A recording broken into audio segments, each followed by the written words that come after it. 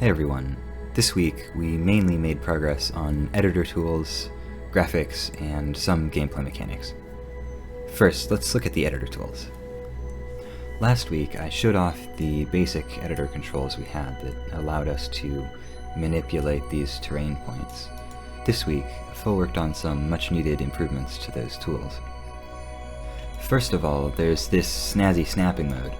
If you zoom in and out, you get more fine-grained or more coarse-grained snapping, so you can zoom in and snap to very fine increments, or zoom out and snap very roughly. You can also now create new terrain chains, so you can have a level that's made up of multiple of these. You can also now place down splats, which are sprites that you position around the level that make up the visual component of the terrain. These can be moved around and snapped to the grid just like the terrain points, but they can also be rotated and scaled, both with snapping behaviors. And the scaling also snaps depending on the zoom level. You might notice that these splats that have been randomly placed around the level here are casting shadows on one another. That's the result of some graphics programming that I've done this week. We spent some time discussing possible art styles for the game, and working out the minutiae of what exactly we wanted the game to look like.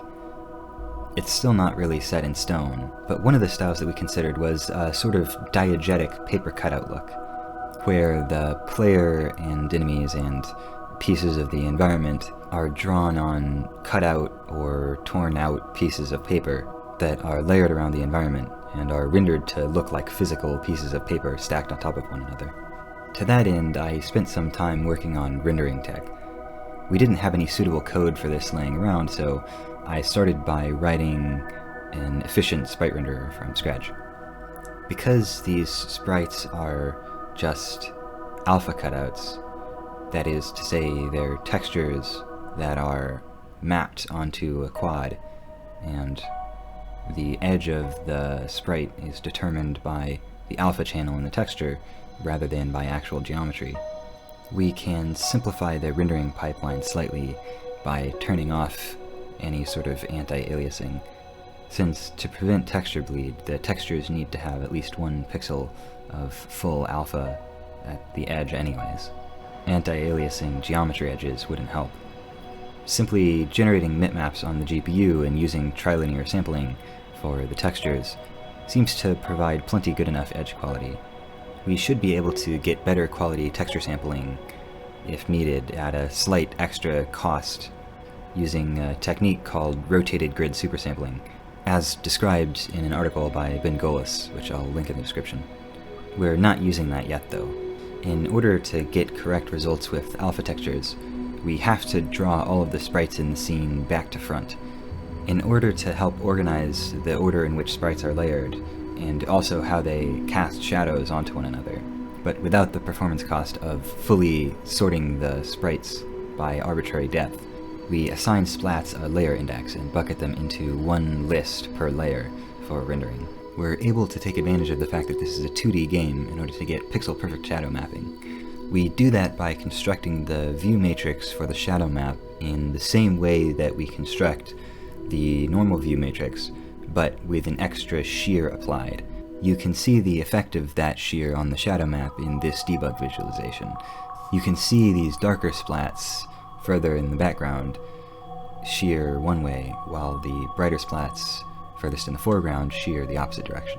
By doing the shear like this, we're able to fit the shadow texture tightly to the viewport, using the exact same resolution as the main canvas that we draw to, but with some small margins around the edge of the texture to account for the fact that the shear will cause some sprites to go off-screen, which, without those margins, would cause the shadow map to be sampled out of bounds and give incorrect results in some situations near the edges of the screen. By doing things this way, we're able to ensure that each pixel on the screen corresponds to exactly 1 pixel in the shadow map. This is the code that handles the shadow mapping. First, we draw all of the sprites to the shadow map, writing only to the depth buffer. Normally, we need to render back to front to get correct ordering for alpha blending, but because we're only writing to the depth buffer and not writing any color values, we can instead enable the depth test and draw the sprites from front to back. This is a win for performance because in the fragment shader that we run when rendering to the shadow map, we need to draw an alpha cutout by sampling the texture and then discarding the pixel if the alpha is below a certain value. And it's significantly faster to discard pixels using the depth test in the case of overdraw, rather than running this fragment shader and sampling from the texture multiple times. Next, we set up the newly created shadow map as a texture to be sampled from the main sprite rendering shader. Then we render all of the sprites back to front like normal, but we pass in both matrices, the usual view matrix and the view matrix with the shear applied, which we used to generate the shadow map.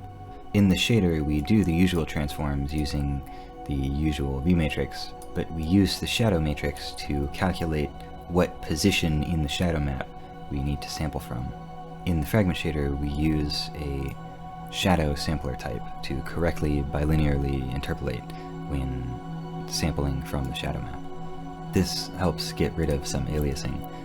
We also smooth out the shadows very slightly using a 3x3 PCF kernel. This essentially means sampling the shadow map 9 times in a grid and averaging the results, and it gives us slightly softer shadows. There's still a small amount of aliasing in the shadow mapping, because the shadow map itself is necessarily aliased.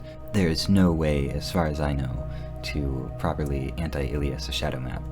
So it's difficult to completely get rid of aliasing in the shadow map without either rendering to a stupidly high resolution shadow map or just having very soft shadows. But I think the results so far look plenty good enough. The last major thing that we worked on concerns enemy behavior and impalement.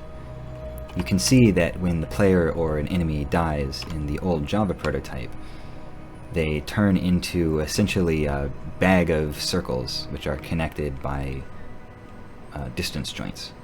There's some distance between the circles which allows the lance to impale through and allows you to fling around enemies' bodies or use them as meat shields. This works pretty well, but it has a few issues. First of all, in the Java prototype, the enemies didn't properly ragdoll, they just sort of became a vaguely rectangular bag of circles. And to apply this technique to a proper humanoid-shaped ragdoll would require a lot more circles than this, which becomes a problem because for a game with networked physics, you really would prefer to have as few rigid bodies as possible. Every active rigid body that you have in the scene is something that you have to send over the network and take up extra bandwidth. Furthermore, the spacing between the circles means that it's possible for enemies' arrows to just fly right through, which doesn't quite seem correct.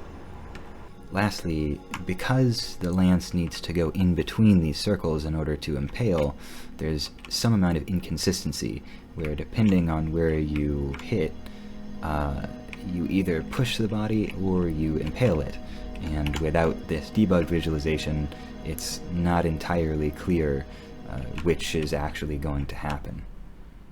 To that end, Phil spent some time this week implementing an alternative method for impalement.